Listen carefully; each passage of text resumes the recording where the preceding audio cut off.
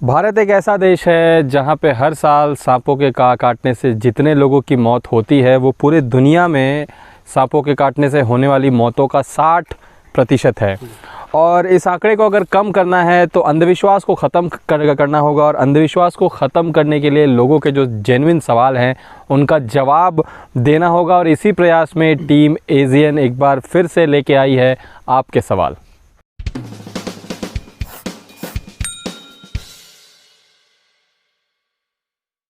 आज के एपिसोड का जो पहला सवाल है वो आया है अरविंद सावलकर जी के तरफ से। वो पूछते हैं कि क्या सांपों के पास कान होते हैं। तो मैं ये सवाल पूछना चाहूँगा अपने सहयोगी से कि क्या सांपों के पास कान होते हैं। जी, सबसे पहले जवाब देने से पहले आपको ये समझना होगा कि कान कितने पार्ट्स में बटे होते हैं, डिवाइडेड रहते हैं। एक होता है एक्सटर्नल ईयर और दूसरा होता है इंटरनल, एक बाहरी और एक अंदरूनी। सांप के केस में होता क्या दोस्तों कि जो एक्सटर्नल ईयर है, जो बाहरी कान है, जो पिन्ना जिसे बोलते हैं, वो नहीं होता, लेकिन अंदर में जो मैकेनिज्म जो हमारे ईयर में होता है, बाकी सभी के कानों में जो मैकेनिज्म होता है वो उनके पास ज़रूर होता है। और उनका कान जो है उनके नीचे के जॉ लाइन से इस तरीके से अटैच रहता है कि जैसे जैसे वो वाइब्रेशंस को अपने जॉ से पकड़ते जाते हैं वैसे वैसे उस चीज़ को साउंड वेव के थ्रू या फिर वाइब्रेशन के थ्रू अपने कान तक इस तरीके से पहुंचाते हैं कि उन्हें ऑलमोस्ट सुनाई देता है कि कोई आ रहा है, क्या मूवमेंट कर रहा है या वाइब्रेशन से। इसका मतलब ये है कि जो उनका जॉ लाइन है वो जुड़ा होता है उनके जॉ बोन से, और वो हल्की से हल्की वाइब्रेशन को भी फील कर लेते हैं, और सुनने का जो मैकेनिज्म है वो ऑलमोस्ट उनका काम करने लगता है। बाहरी कान नहीं होने के उनको बहुत सारे लाभ मिलते हैं दोस्तों। एवोल्यूशन में सांपों के पैर नहीं हैं, एवोल्यूशन के दौरान उन्होंने अपने पैर खोए। अगर बाहरी कान उनके हो जाएंगे तो अगेन वही दिक्कत आएगी, बिल वगैरह में एंटर नहीं हो पाएंगे वो। तो इसीलिए उनका इंटरनल सिस्टम जो है, हियरिंग सिस्टम, वो काफ़ी अच्छी तरीके से काम करता है बाहरी कान ना होने के बावजूद। दूसरा सवाल दोस्तों आ रहा है अंकुर शर्मा जी से, और ये पूछते हैं कि क्या ह्यूमंस जो हैं न्यूरोटॉक्सिक वेनम के खिलाफ इम्यूनिटी डेवलप कर सकते हैं। इंसान मार्स तक पहुंच गया, दूसरे ग्रहों तक पहुंच गया, समंदर की गहराइयों को भी छान दिया हमने, लेकिन कई हज़ार साल से जो एक थ्रेट धरती पे हमको दिखता है, सांप जब काट लेता है तो उसके जहर का क्या तोड़ है। तो अभी तक हम जो एंटीवेनम डेवलप कर पाए हैं वो पूरी तरीके से कारगर नहीं हो पाता कई सांपों पे, कई सांपों का तो बन ही नहीं पाया है। तो ये एक ऐसा सवाल है जो इंसान के डर को कहीं ना कहीं, स्नेक्स के लिए जो डर है उसको दिखाता है।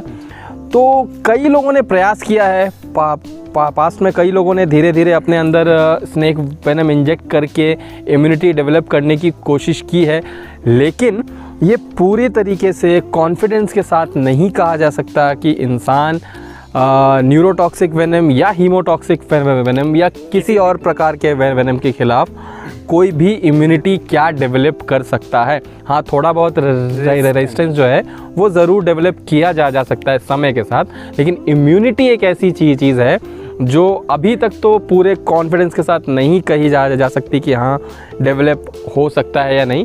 फ्यूचर का हम नहीं बता सकते, शायद रिसर्च में आगे जाके कुछ नया निकलता है, अगर तो हम आपको ज़रूर बताएंगे। तो दोस्तों जो तीसरा सवाल आ रहा है वो है सौविक भट्टाचार्य जी का। ये पूछते हैं कि ग्रीन वाइन स्नेक और बैम्बू पिट वाइपर दोनों में क्या डिफरेंस है। दोनों एक जैसे दिखने वाले सांप हैं, दोनों पेड़ों पे रहने वाले सांप हैं, आर्बोरियल सांप हैं, तो कैसे जो है इनमें अंतर किया जाए।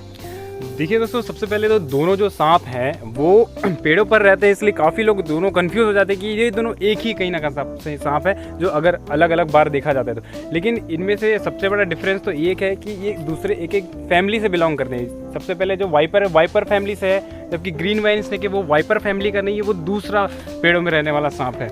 और दूसरी बात, इनके मॉर्फोलॉजिकल जो कैरेक्टर्स है वो काफ़ी अलग है। वाइपर होने की वजह से जो उसका सर का शेप जो है वो ब्रॉड होता है, ट्रायंगुलर होते हैं, हिंज मैकेनिज्म के स्किन के फैंग्स होते हैं। वाइन स्नेक्स क्या होते हैं, जनरली उनके पीछे रेयर फैंग होते हैं, उनके हेड का शेप अलग होता है, उनके मूवमेंट का तरीका अलग होता है और उनके शिकार का भी तरीका काफ़ी अलग होता है। बिल्कुल, वाइपरेट की दोस्तों एक जो ख़ास बात होती है उनका ट्रायंगुलर हेड।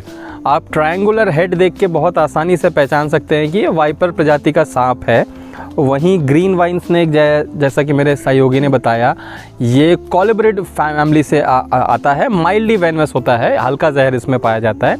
लेकिन बैम्बू पिट वाइपर या इंडियन ग्रीन वाइपर में काफ़ी पोटेंट हीमोटॉक्सिक साइटोटॉक्सिक वेनम जो है वो पाया जाता है। हाँ, दोनों पेड़ों पे रहते हैं और एक जगह दिख सकते हैं दोनों, इसीलिए कभी कभी कन्फ्यूजन होता है। लेकिन अगर आप मेरे बाईं तरफ देखेंगे तो यहाँ आपको दिखेगा बैम्बू पिट वाइपर, और अगर मेरी दाईं तरफ आप देखेंगे तो यहाँ आपको दिखेगा एक ग्रीन वाइन स्नेक।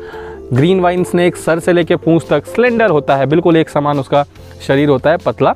लेकिन यहाँ जब आप देखेंगे इसका हेड आपको दिखेगा ट्रायंगुलर ब्रॉड शेप का, और उसके बाद का शरीर जो है वो स्लेंडर भी हो सकता है, कभी कभी मोटा भी हो सकता है। तो दोस्तों, चौथा सवाल जो आ रहा है वो आ रहा है हमारे अफसर खान जी के तरफ से। ये हमारे रेगुलर दर्शक हैं और सवाल इनके आते रहते हैं। तो ये पूछते हैं कि क्या भारत में जहरीले मेंढक पाए जाते हैं?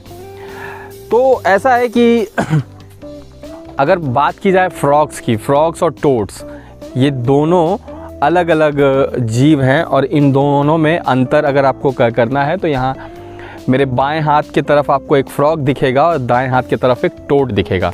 जी हाँ, फ्रॉग और टोड अलग अलग होते हैं। जहरीले फ्रॉग्स भारत में नहीं पाए जाते हैं, लेकिन टोड्स जो यहाँ मिलते हैं, टोड्स जो यहाँ मिलते हैं वो अपनी आँखों के ऊपर एक ग्लैंड होती है उनकी, वहाँ से वो पॉइज़न सिक्रीट करते हैं। इसका मतलब अगर आप उनको खा लेते हैं, अगर आप उनको पकड़ के मारने की कोशिश करते हैं और मार के खाने की कोशिश करते हैं, तो वो पॉइज़न आपको बहुत ज़्यादा परेशान कर सकता है, आपकी हालत ख़राब कर सकता है, आपका पेट ख़राब कर सकता है, आपको उल्टियाँ हो सकती हैं, आपको बुखार आ सकता है। तो सजेशन यही रहेगा हमारी टीम के तरफ से कि उसको परेशान करने या खाने की कोशिश ना करें, जाने दें उसको। प्रकृति ने जिसको बनाया है उसको खाने के लिए, वो ही उसको खाएं तो बेटर होगा। तो आज के एपिसोड में दोस्तों हमने 4 सवाल लिए और उम्मीद है कि चारों सवाल के प्रॉपर जवाब आपको प्राप्त हो गए होंगे। केवल सवाल पूछने वाले को के लिए ही नहीं, बल्कि हमारे सभी सब्सक्राइबर्स के लिए, और YouTube में हमको मोबाइल पे देखने वाले, लैपटॉप में देखने वाले या स्मार्ट टीवी में देखने वाले हमारी सभी दर्शकों के लिए ये एक संकलन था हमारी तरफ से, टीम एशियन की तरफ से। अगर आपको ऐसे ही रोचक सवालों के जवाब चाहिए तो प्लीज़ कमेंट बॉक्स में जाके आप सवाल कीजिए, सब्सक्राइब कीजिए, शेयर कीजिए, चाहे लाइक कीजिए या मत कीजिए कोई बात नहीं, लेकिन शेयर और सब्सक्राइब ज़रूर कीजिए दोस्तों। टीम एशियन, प्रकृति और हम।